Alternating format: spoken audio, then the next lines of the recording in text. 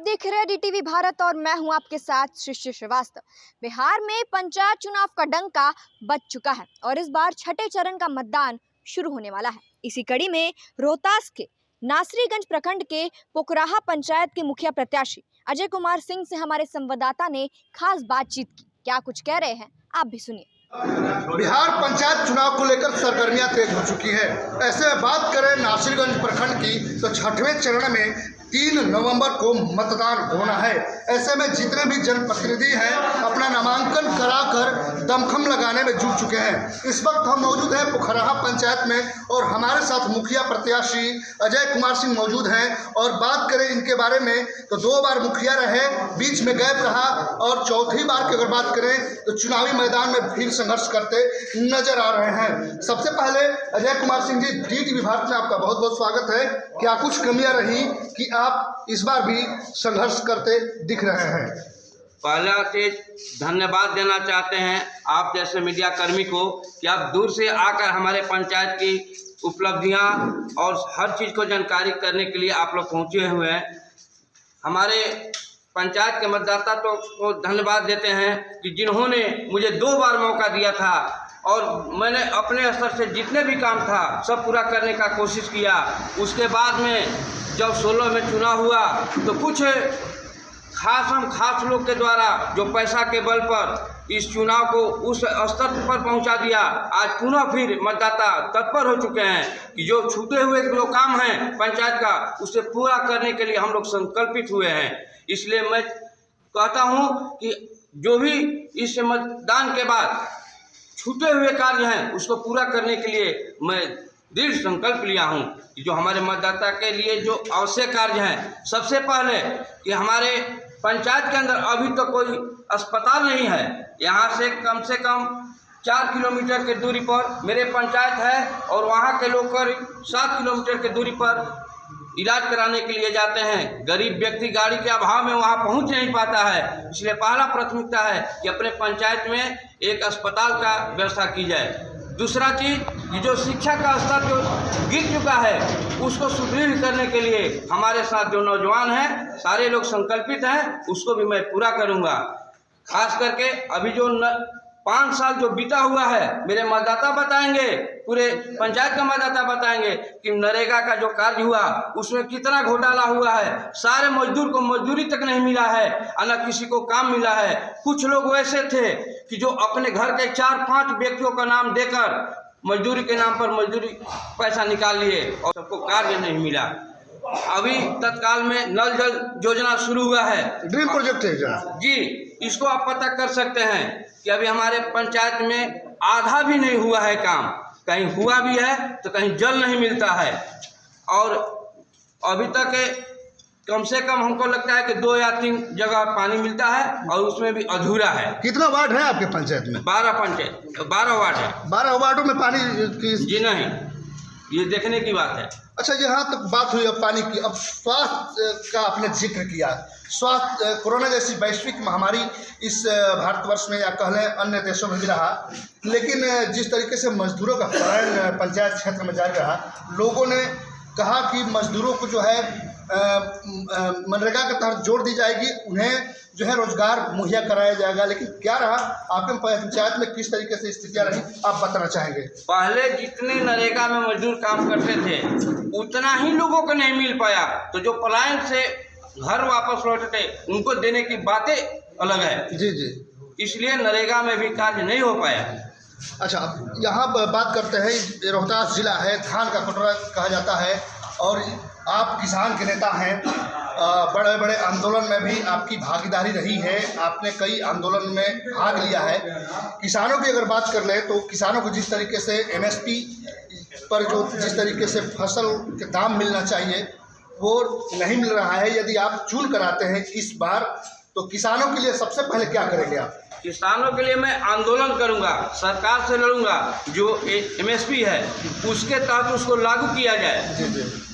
इसके लिए हम लोग पहले भी आंदोलन किए हैं और आज भी ये मेरे सब जनता प्रमाण में है कि सारे जनता को मैं आंदोलन में भी ले जा चुका हूँ। अभी खाद का कितना किल्लत हुआ, अभी जितने भी प्रतिनिधि आए हुए हैं कोई एक भी प्रतिनिधि अगर कह दे कि किसी किसान को मैंने 1 बोरा खाद भी दिलवाया तो जनता बता देगी।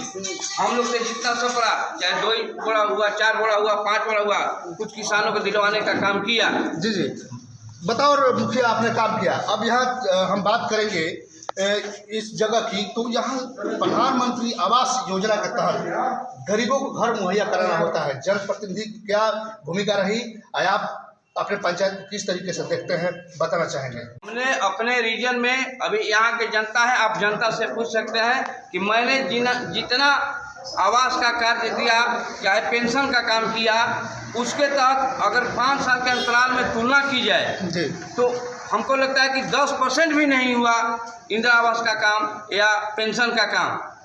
अभी जो प्रधानमंत्री आवास योजना जो चला, उसमें भी यहाँ गड़बड़ी हुई है। लोग अपने जिससे पैसा वसूला गया उसको एक आध आदमी को दिया गया, अभी लोग परमार हैं।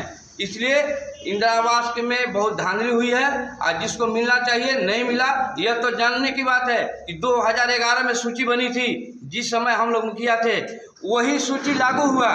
लेकिन लोगों ने क्या किया, जो नए प्रतिनिधि आए, कि उस सूची को उल्टा पलटा कर जिसका नाम ऊपर था उसको नीचे कर दिया, जिसका नीचे था ऊपर कर उससे पैसा लेकर उसको इंदिरा आवास देने का काम किया।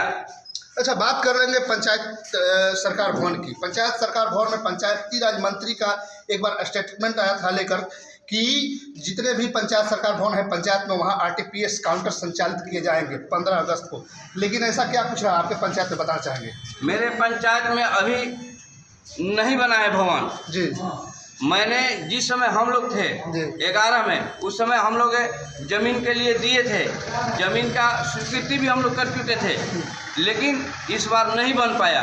कोई उस पर जन प्रतिनिधि का ध्यान नहीं गया। क्या कुछ एजेंडा रहेगा आपका यदि आपको जनता चुन लेती है तो? मेरा एजेंडा रहेगा कि भवन बनेगा जी।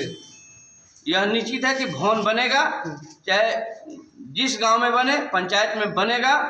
और आपको बता दिए कि अस्पताल और शिक्षा और किसान मजदूर जो हैं, इनके लिए हम लड़ाई लड़ेंगे। सरकार से जो भी मिलेगा उनके घर तक पहुंचाने का काम करेंगे। आपने शिक्षा का जिक्र किया, शिक्षा की बात कर ले तो सरकारी विद्यालयों में आमतौर पर जो आधुनिक शिक्षा मिलनी चाहिए वो मुहैया नहीं हो रही है। ऐसे में कई जो गिने चुने लोग हैं जिनके पास पैसे होते हैं, अपने बच्चों को प्राइवेट विद्यालयों में भेज देते हैं आधुनिक शिक्षा पाने के लिए, लेकिन गरीब के बच्चे महरूम रहते हैं उस आधुनिक शिक्षा से। तो आधुनिक शिक्षा के बारे में किस तरीके से आप करेंगे? सबसे पहले कि मैं सरकारी जो विद्यालय है उन पर ध्यान देंगे कि कम से कम सबका बच्चा, चाहे गरीब हो या अमीर, सबका बच्चा उसमें पढ़ना चाहिए। सुचारू ढंग से पढ़ाई होनी चाहिए, सारे बच्चों को व्यवस्था होनी चाहिए। जी जी। जनता से क्या अपील करना चाहते हैं इस बार? जनता से अपील करना चाहते हैं कि आप, यह जो चुनाव है, यह चुनाव जातिवाद, धर्मवाद और पैसा पर अपना वोट बेचने का काम नहीं करेंगे। और सच्चे इंसान को, जो जुझारू है, जो कि आप जानते हैं कि हमारे पंचायत के लिए कौन कितना कर सकता है, जो ईमानदारी से लड़ाई लड़ता है, उसको मत देकर आप मुखिया बनाने का काम करें।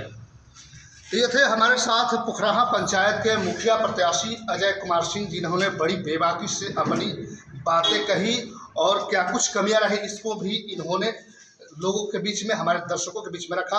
आगे अब जानेंगे, कुछ युवा हैं और कुछ बुजुर्ग हैं, उनसे भी इनके बारे में राय लेते हैं।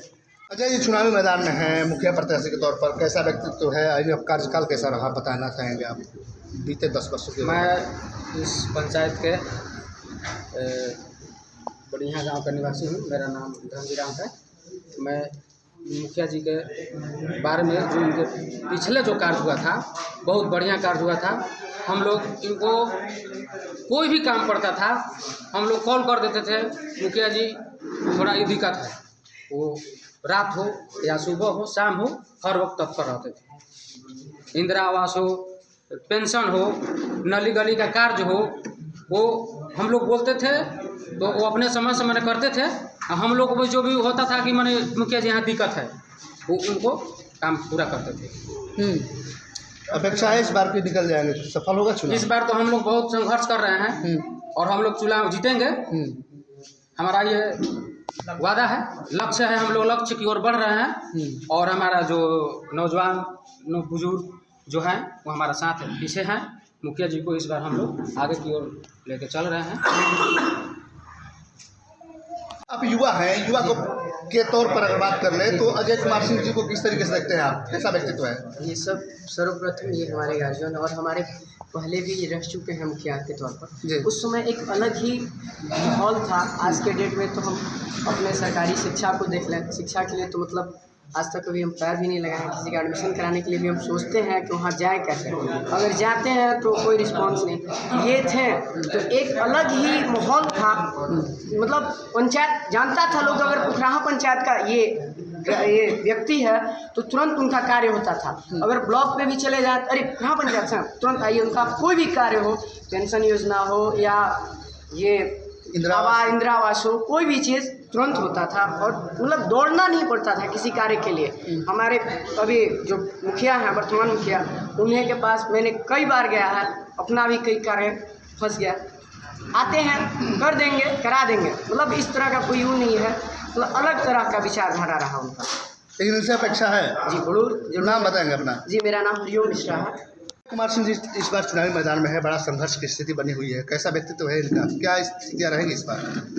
हमारे हिसाब से तो ऐसा संघर्षशील व्यक्ति इस पंचायत में हमको दूसरा कोई दिखाई नहीं दे रहा है कि जब तक अभी तक हैं, हारे या जीते, इतना मिलनसार व्यक्ति हमारे हिसाब से कोई नहीं है।